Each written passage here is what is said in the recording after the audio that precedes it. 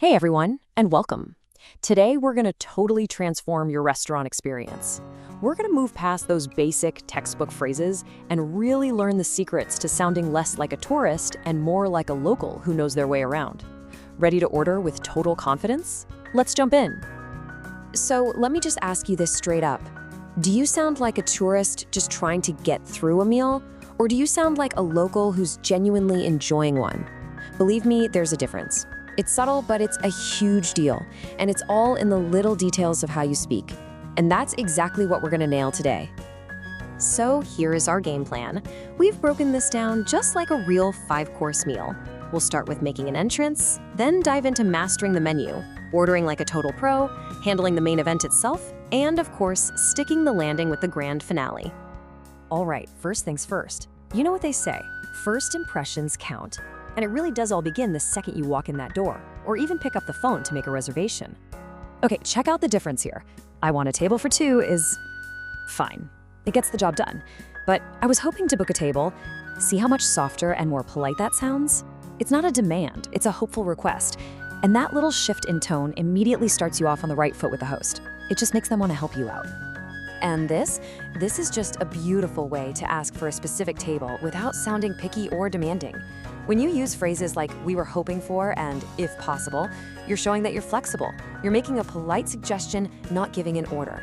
It shows you respect that they might be busy, and trust me, staff will always go that extra mile for a guest who talks to them like that. Okay, so you're at your table, the menus are here. This is your chance to really engage with your server. But what happens when you see a word you don't know? Or you just can't decide? Let's look at a few things that might pop up. You're gonna see terms like this one a lot, especially in nicer restaurants. Prix-fixe. It's French, and you say it like prix-fixe.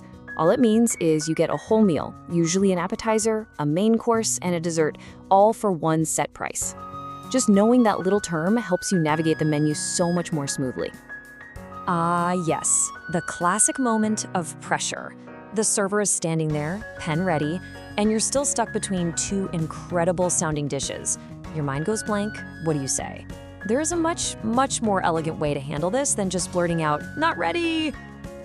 Here are some fantastic, much more sophisticated options.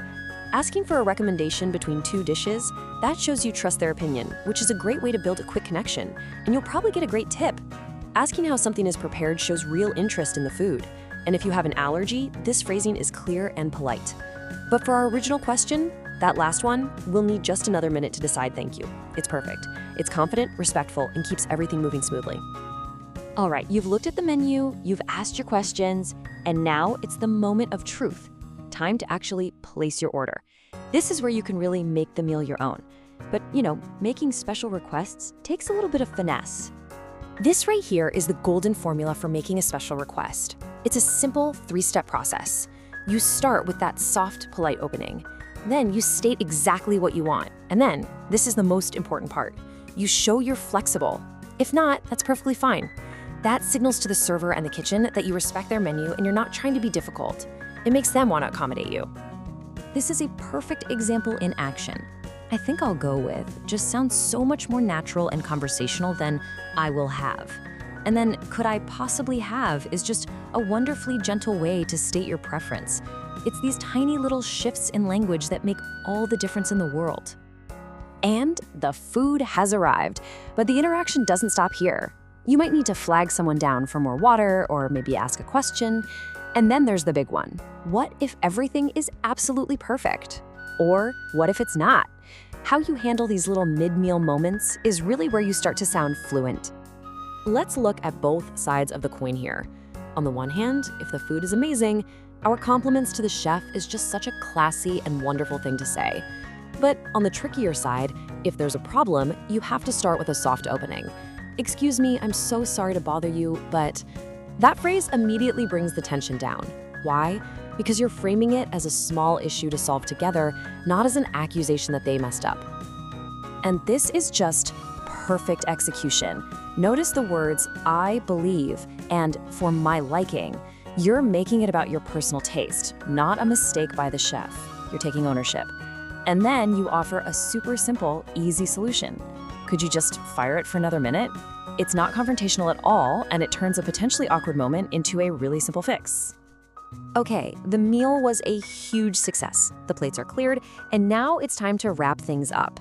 Let's talk about how to navigate this final and sometimes pretty confusing part of the whole experience. As you can see, the situation really dictates what you say. In a casual place in the US, you'll hear check a lot. Can we get the check, please? Is totally fine. In the UK and many other places, bill is the go-to word. At a slightly nicer restaurant, could we have the bill, please? Is a great, polite choice. And if you're somewhere really fancy, we're ready for the bill whenever you have a moment is incredibly classy and shows you're not in a rush. Okay, this is a really important one to understand, especially if you're traveling. A service charge is mandatory. The restaurant adds it to your bill automatically. A gratuity, or a tip, is voluntary. It's what you choose to leave to thank your server for great service. So always, always check the bill to see if a service charge is already included before you decide how much to tip. So, look, if you only remember one thing from all of this, please let it be this. The real secret to sounding like a native speaker isn't about having a huge vocabulary. It's about the nuance. It's the politeness, the softer language that builds a connection. It's not just what you say, it's how you say it. And with that, we're at the end of our meal. I'll just leave you with this final thought. What's the one phrase you learned today that you're actually excited to go out and try? Think about it and make sure you use it next time you're out. Happy dining, everyone!